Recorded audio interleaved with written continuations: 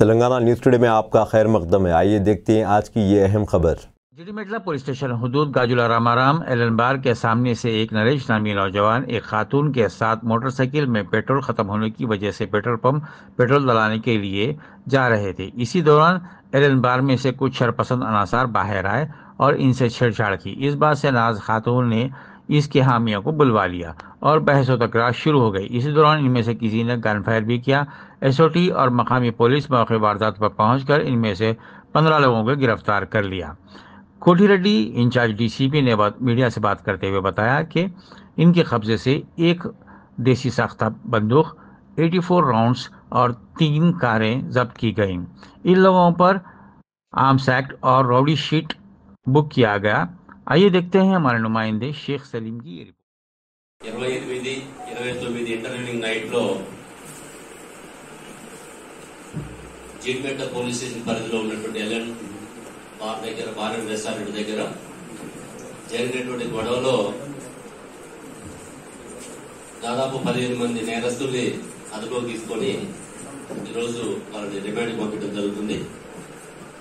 ఇందులో వివరాలు చూస్తే పూర్ణిమ, అజయ్ చంద్ర అండ్ గౌతమ్ వీళ్ళు ముగ్గురు కూడా మల్లంపేట నుంచి గాజుల రామారంలో వెళ్తున్న క్రమంలో వాళ్ళ బైక్ పెట్రోల్ అయిపోవడంతో ఆ ఎల్ఎన్ బార్ దగ్గర ఉన్నటువంటి వెహికల్ లో పెట్రోల్ తీసుకునేటువంటి క్రమంలో ఆ బార్ సంబంధించిన వాళ్ళు చూడడం, అడ్డగించిన క్రమంలో వీళ్ళు తిరగబడి వాళ్ళ మీద గొడవ పడడం.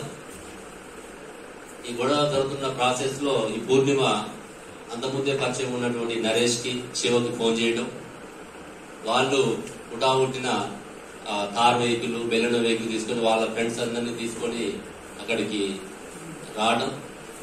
రావడంతో పాటు అప్పటికే నరేష్ దగ్గర ఉన్నటువంటి ఒక కంట్రీ మేడ్ పిస్టల్ ని, అనాథరైజ్డ్ గా లైసెన్స్ లేకుండా ఉన్నటువంటి పిస్టల్ ని అతని స్వాధీనంలో ఉంటుంది.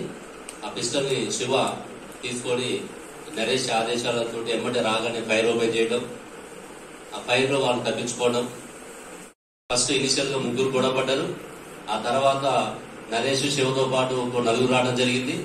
అదేవిధంగా బీహార్ పోయి ఎవరైతే పిస్టల్ కొనుక్కొచ్చారో వీళ్ళందరూ టోటల్ గా 15 మెంబర్స్ ని ఒక 3 vehicles, 4 wheelers, car, Baleno and Skoda 3 కార్లు, తర్వాత ఒక country made pistol, 87 live rounds, ఒక 2 వీలర్ బైక్ ని మనం సీజ్ చేయడం జరిగింది.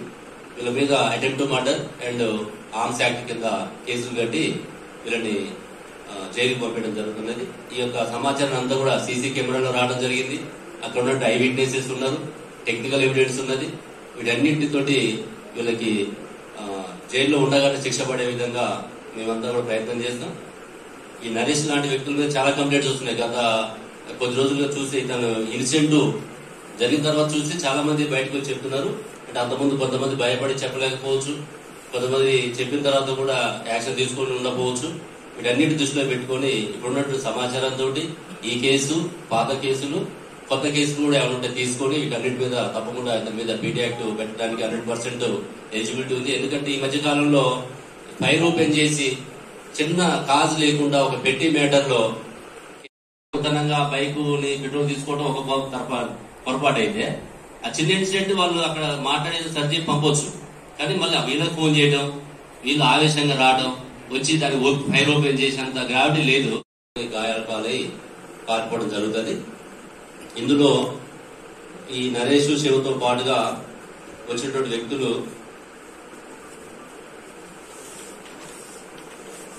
సోహెల్, శాంసన్, నరేందర్ మరియు ఉజ్వల్ వీళ్ళందరూ కూడా బెలూన్ వెహికల్ రావడం జరిగింది. నరేష్, శివ కార్ వెహికల్ వస్తారు. అదేవిధంగా వీళ్ళతో పాటు ఈ ఒక నెల రోజుల క్రితమే, అంటే ఆగస్టు మందులు అని చెప్తున్నాడు. ఇంకా పూర్తిగా మనం సమాచారం తీసుకోవాల్సి ఉంది. ఇది పిస్టల్ బీహార్ పోయి అక్కడ అప్పటికే ఇక్కడ పనిచేసి మళ్ళీ బీహార్ వెళ్ళిపోయినటువంటి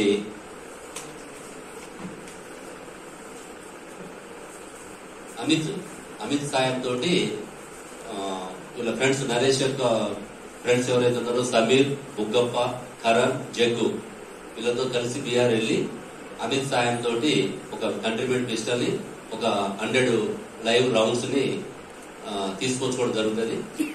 అంటే అప్పటికే నరేష్ కొంచెం రియల్ ఎస్టేట్ లో వ్యాపారాలు చేయడం అక్కడక్కడ ఇంకా ఆయన మీద నేర చరిత్ర బాగానే ఉన్నది.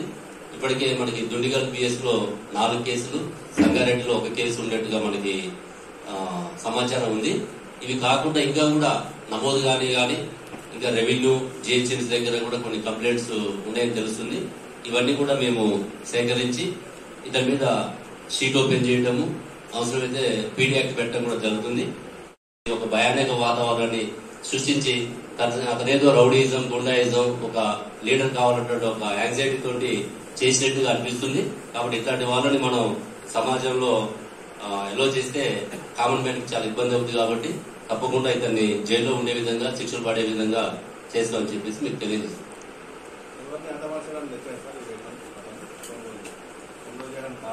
అంటే ఎవరిని హతమార్చాలని అయితే మనకి స్పెసిఫిక్ గా లేదు. కాకపోతే ఇతను రియల్ ఎస్టేట్ బిజినెస్ చేస్తుంది కాబట్టి ఎవరిని అందులో ఉపయోగించుకోవాలి లేకపోతే బెదిరించాలనేటువంటి ఒక ఉద్దేశంతో తెచ్చుకున్నట్టుగా మనకు తెలుస్తుంది.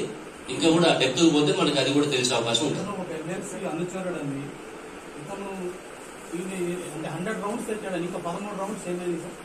13 రౌండ్స్ లో నిన్న అక్కడ ఒక 2 రౌండ్స్ ఫైర్ చేయడం జరిగింది. ఒకటి గాల్లోకి, ఒకటేమో ఏం చేసి చేయడం జరిగింది. కొన్ని ఏమో ప్రాక్టీస్ చేశాడని చెప్తున్నాడు. మధ్య మధ్యలో అక్కడ ఓవరాల్ లో ఆ ప్రాక్టీస్ లో వాడి ఉంటాడు మనం అనుకుంటున్నాం. ఇవన్నీ అక్కడే బీహార్ లోనే. ఈ అమిత్ అని ఇంతకుముందు ఆల్రెడీ ఇక్కడ పనిచేసిపోయాడు, వీళ్ళకి పరిచయం ఉంది కాబట్టి ఇతను పోయి మళ్ళీ అక్కడ ఉంటున్నాడు. ఇప్పుడైతే ఒకటే ఉన్నది మన కాడ సమాచారము, మన ఇంట్రాగేషన్ తెలిసింది. ఒక కంట్రీబ్యూట్ పిస్టల్ 100 లైవ్ రౌండ్స్ తెచ్చుకున్నది తెలుస్తుంది. మళ్ళీ కూడా పోలీస్ కస్టడీ తీసుకుంటాం. మళ్ళీ అన్ని కూడా పూర్తి స్థాయిలో సోదాలు చేస్తాం. వీళ్ళ ఇల్లు, వీళ్ళ పక్కన ఉన్నటువంటి బంధువులు, ఫ్రెండ్స్ అందరికి కూడా మళ్ళీ సోదాలు చేయడం జరుగుతుంది.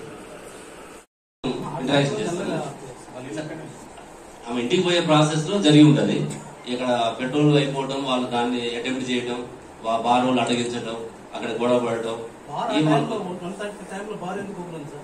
బార్ యాక్చువల్ గా 12 వరకు మనకి పర్మిషన్ ఉంది. 12:15 కి వాళ్ళు క్లోజ్ చేసుకున్నట్టుగా మనకి సీసీ ఫుటేజెస్ ఉన్నాయి. తర్వాత వాళ్ళు అకౌంట్ చూసుకోవటము, క్లీన్ చేసుకోవటము, ఈ ప్రాసెస్ ఉంటది కాబట్టి వాళ్ళు చేసుకునే అవకాశం ఉంటుంది. బార్ అయితే ఓపెన్ లేదు. Okay, thank you. अब दीजिए इजहारुल हक को इजाज़त। मिलते हैं अगले खबर के साथ। तब तक के लिए हमारे चैनल को लाइक, कमेंट, शेयर करना ना भूलें। अल्लाह हाफिज़।